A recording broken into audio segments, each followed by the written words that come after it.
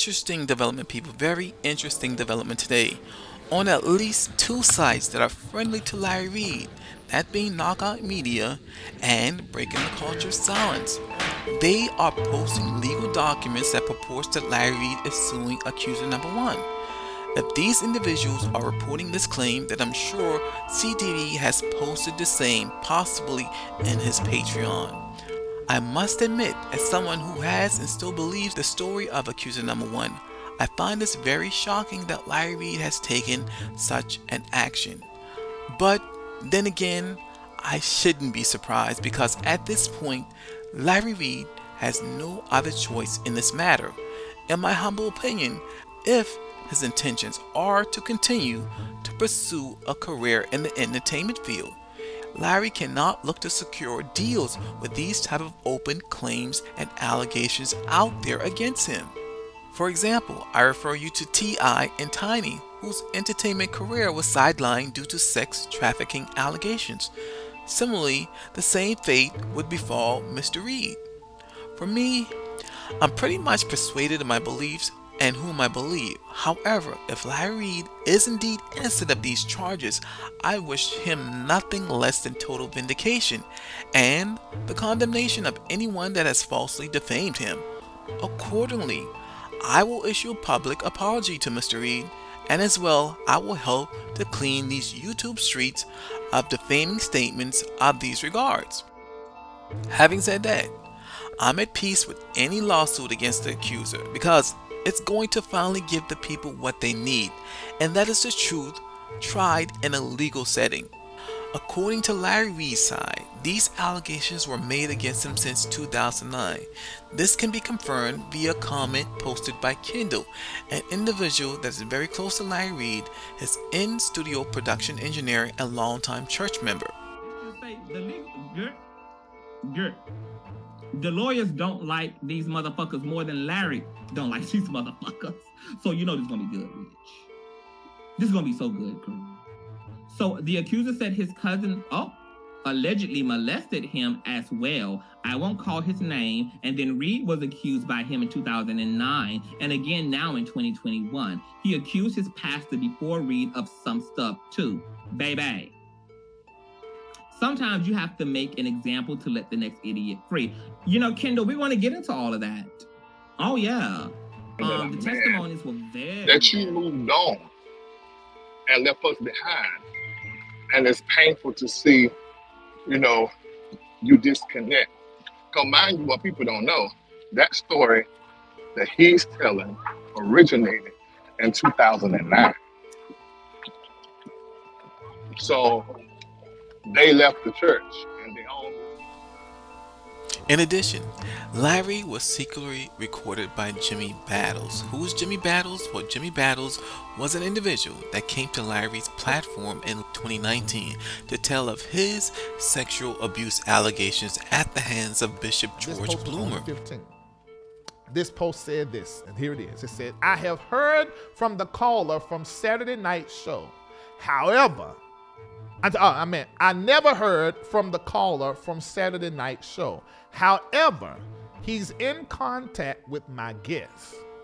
I was told who the caller was implicated. I spoke with that person as I said I would. Findings were inconclusive. It was certainly about to be a whole entire show had it been otherwise. But I won't participate, listen to me, in he said, she said, and carry go bring come. That's a Jamaican term. Carry go bring come. With no darn receipts. Technically, in this field, I could, because people do it all the time.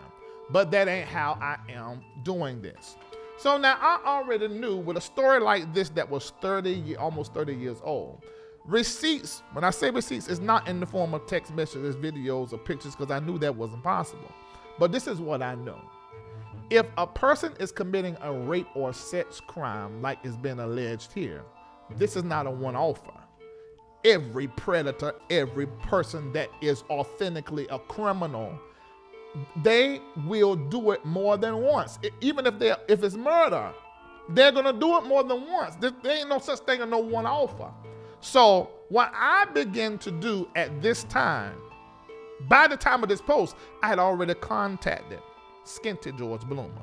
Let me tell you how that went. Because I have been doing the...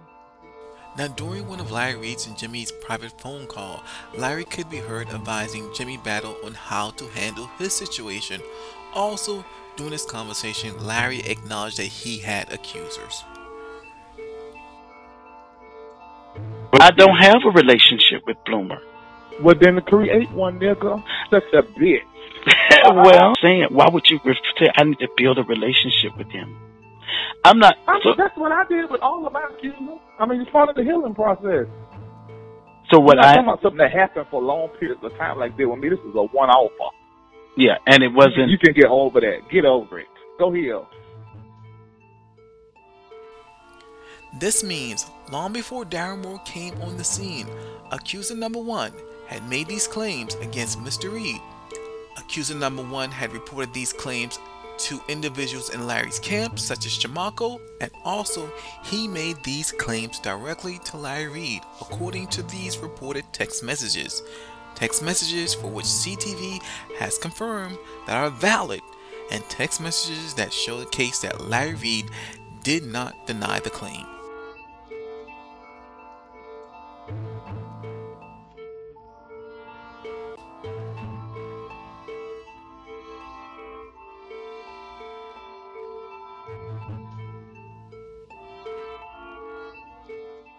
Hey Reid, so it's clear that the convo I had with PB was misrepresented, so let me clarify. I didn't ask him why you deleted me. I told him I noticed you deleted me when I went to message you a few weeks ago. You don't owe me an explanation for anything you decide to do with your life. It's not that I was uncomfortable asking you why, I just wasn't interested. If deleting me and blank one of the things it takes to make your life more enjoyable, then I encourage it.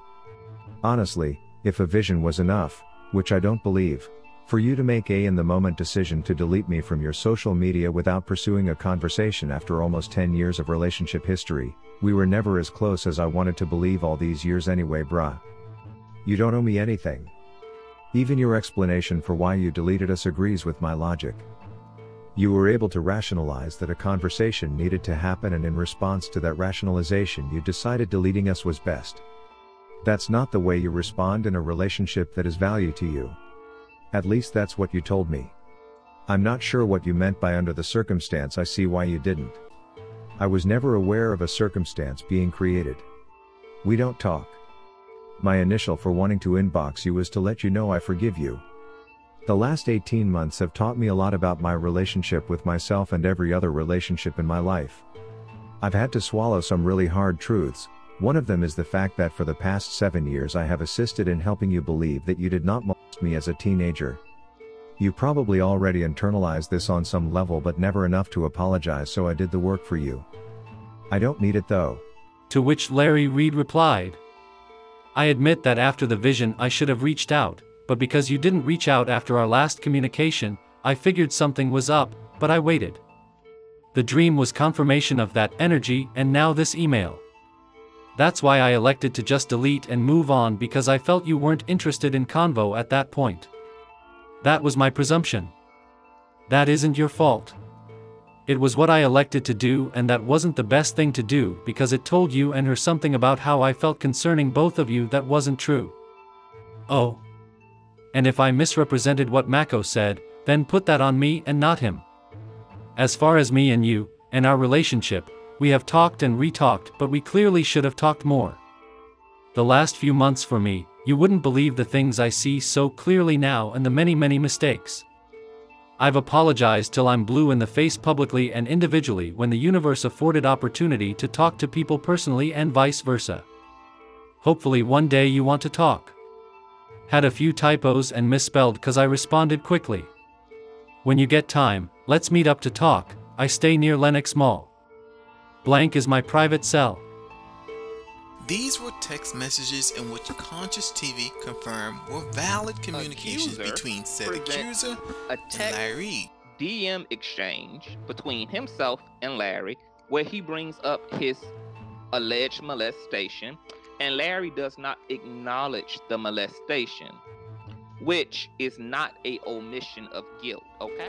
These text messages showcase that Larry Reid did not refute the claim of M. In my humble opinion, accuser number 1 arrives to court with a treasure trove of information that supports his version of events. Number 1, he filed a police report to document the incident. As we know, false police reports are punishable by law. Number 2, he has text messages of him making the accusation against his alleged perpetrator. Number 3, according to Daryl Moore and court documents, there's possibly a third party that witnessed additional text messages from Larry Reid to accuser number 1. Part B. On April 19, 2021, Moore asserted that he had copies of text messages between Reid and one of his victims, and the affidavit testimony of a third party who was privy to those texts. I have text messages between you and one of your victims, the one that's going to come on camera and be interviewed by me. I have the text messages between you and him. And I have a lady that's going to sign a sworn affidavit.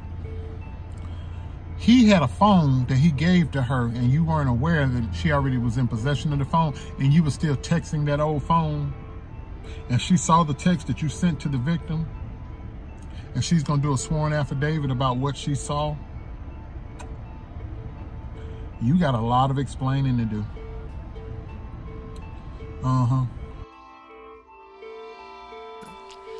Number 4, he potentially has the support of accuser number 2 and or accuser number 3 or any other accusers that is possibly out there.